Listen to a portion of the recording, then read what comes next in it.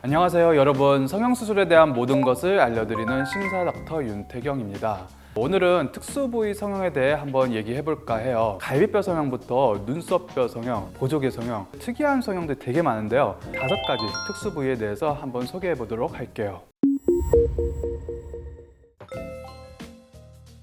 갈비뼈 성형은 사실 우리나라에서는 굉장히 생소한 수술이에요. 갈비뼈를 2개, 많게는 3개를 제거하거나 절골을 하면서 재배치를 하게 돼가지고 허리를 가늘게 만들어주는 수술인데요. 과거 중세시대에는 이제 코르셋을 착용해서 허리를 인위적으로 이제 가늘게 만들었는데, 의학이 발달한 21세기에는 성형수술만으로도 잘록하고 예쁜 몸매를 만들 수가 있어요. 코 수술을 하신 분들 중에 이 자간의경골로 진행하신 분들은 약간 감이 오시지 않을까 싶어요. 이 갈비뼈 성형은 자간의경골을 채취하는 작업이랑 비슷하게 이 갈비뼈가 있는 곳까지 일단 안쪽으로 박리를 하게 되는데요. 코 성형에서 사용하는 이 늑연골은 보통 이제 6번에서 10번 갈비뼈를 활용을 해요. 반면에 이 갈비뼈 성형은 이 허리를 잘록하게 하기 위해서 옆 라인을 넣어줘야 되기 때문에 12번, 11번 혹은 많게는 10번까지도 떼는 경우들도 있어요. 이 수술로 기대할 수 있는 흉통 둘레의 축소 범위는 최소한 2cm에서 많게는 5cm까지도 가능해요. 주로 흉통이 넓어서 이 허리 경계선이 없는 일자 몸통을 가지신 분들이라든지 아니면 트랜스젠더 여성분들 중에서 이제 흉통이 상대적으로 넓어서 여성적인 몸매를 갖기를 원하는 분들이 주로 찾는 특수 성형 부위라고 생각하시면 되겠습니다.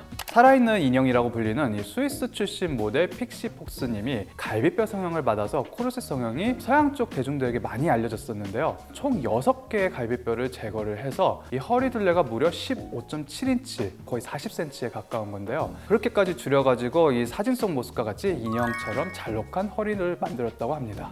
갈비뼈면 장기들이 있는 곳이다 보니까 위험하지 않나요?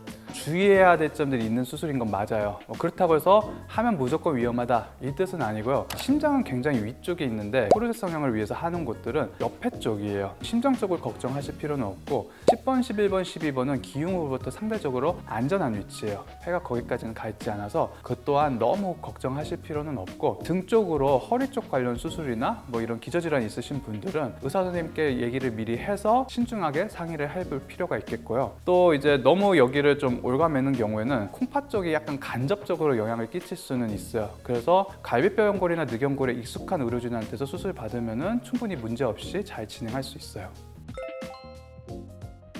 이 눈썹뼈는 얼굴의 이 T존을 결정하는 굉장히 중요한 요소예요. 남성분들 같은 경우는 적절한 돌출이 T존을 돋보이게 해서 오히려 장점이 될 수 있는데, 너무 과도하게 돌출된 분들은 인상이 너무 강하고 거치게 보일 수 있어서 그걸로 스트레스를 받아 하세요. 여성분들 같은 경우에는 진짜 심한 경우는 드물기 때문에 보통은 이제 뼈 수술까지는 생각을 보통 안 하고 뭐 필러나 지방 이식으로 이 위를 채워서 해결을 하는데, 너무 튀어나온 분들이 지방이나 필러로 이게 채워주게 되면 너무 이마가 튀어나온 듯한 인상을 받게 돼요. 이 밸런스를 맞춰줄 필요가 있기 때문에 채우는 것보다는 눈썹뼈 수술이 적합할 거예요. 이 부분의 뼈를 이제 전두골이라고 하는데요. 전두골 위쪽의 뼈의 두께, 그리고 전두골 안쪽으로 빈 공간이 있고 그걸 전두강이라고 하는데, 그 크기에 따라서 수술 방법이 좀 나뉘게 돼요.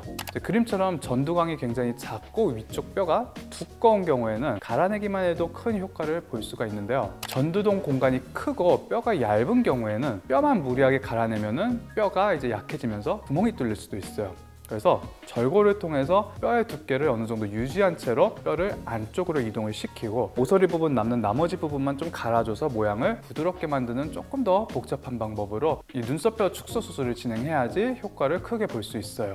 헤어라인으로 접근하는 방법 같은 경우에는 갈아낼 때 이제 주로 유용한 방법이에요. 아무래도 여기에 흉터를 내는 것보다는 헤어라인 쪽에서 내면 머리카락을 숨길 수가 있기 때문에 이렇게 내시경적으로 접근해서 갈아주게 되고요. 반면에 절골을 해서 공간 안쪽을 채우는 방법은 내시경만은 조작이 조금 어려워요. 그래서 두피를 뭐 길게 절개를 한다든지 눈썹 아래쪽으로 절개를 해서 들어간다든지 개방적인 방법을 해서 진행해야 된다는 점이 조금 부담스러울 수도 있어요. 이 장면 상상하거나 찾아보지는 않는 걸 추천을 드릴게요.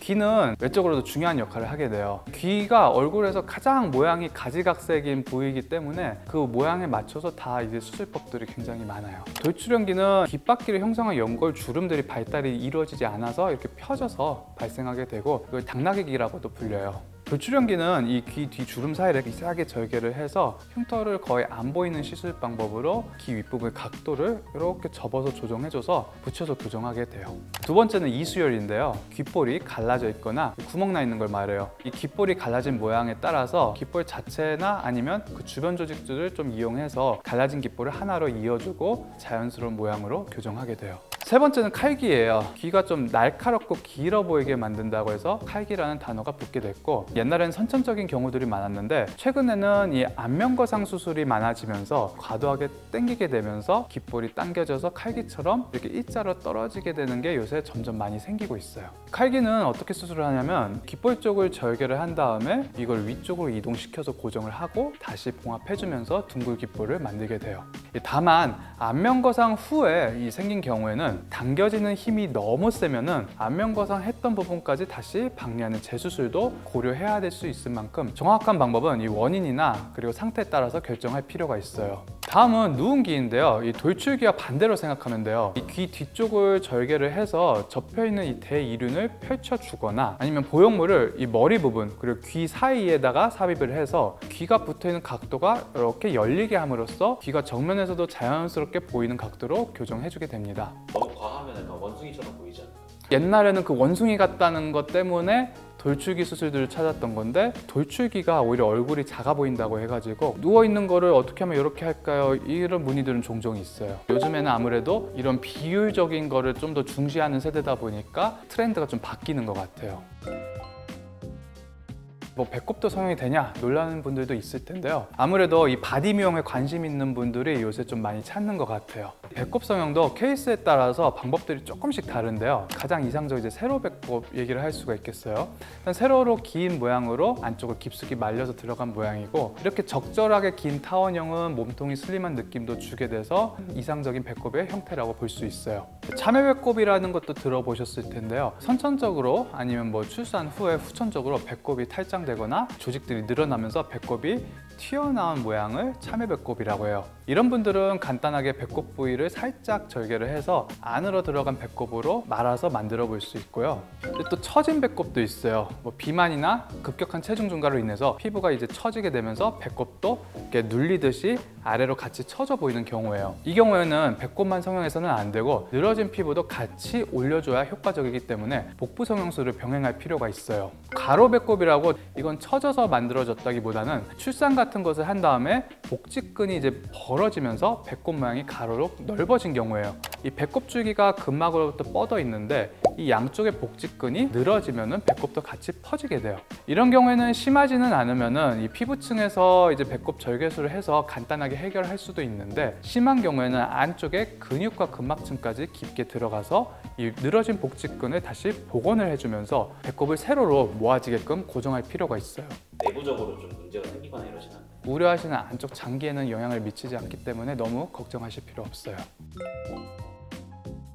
이 보조개가 있으면 귀여운 이미지나 이제 매력 포인트를 좀 줄 수가 있고, 또 통통한 볼살을 상대적으로 갸름하게 보이게 만들 수 있다는 장점이 있어요. 보조개는 이 일반적으로 유전적 요인에 의해서 만들어지는데, 이 보조개 수술을 통해서 자연스럽게 보조개가 생기도록 만들어 줄 수 있습니다. 보조개를 만들기 위해서 이제 중요한 부분은 얼굴의 이제 장근이에요. 이 웃을 때 입꼬리를 끌어당겨서 이 보조개를 형성하게 하는 역할이 이 근육인데요. 보조개 수술은 이 장근의 일부분을 이 피부와 연결을 시켜주어서 웃을 때 이 근육이 수축하면서 보조개가 자연스럽게 패이게 만들어주는 거예요. 절개법 그리고 비절개법, 이렇게 두 가지 방법이 있는데요. 절개법은 이제 입 안을 절개한 후에 일부 조직을 제거하면서 안쪽을 묶어주게 돼서 조직의 유착을 도모하는 방법이에요. 이 묶고 나서 입안 절개 부위는 다시 점막을 봉합해주게 되고요. 비절개법은 바깥 피부 앞쪽으로 미세한 홈만 내서 앞뒤로 실을 통과시켜서 묶는 방법이에요. 그래서 상대적으로 빠르고 자연스러운 결과를 얻을 수 있고 회복도 빠르기 때문에 이 방법이 더 많이 선호되는 추세예요.